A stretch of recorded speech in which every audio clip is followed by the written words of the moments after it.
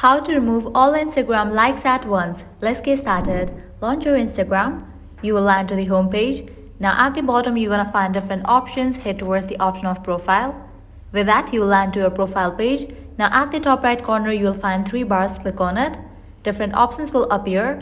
Under how you use Instagram you will find the option of your activity. Click on it. Now navigate to the option of likes.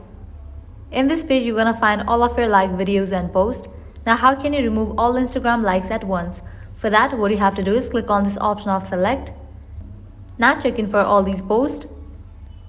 Once you are done selecting the post and videos, now click on this option of unlike given at the bottom. Click on unlike.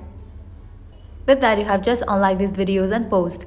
By applying the same process you can easily remove all Instagram like at once.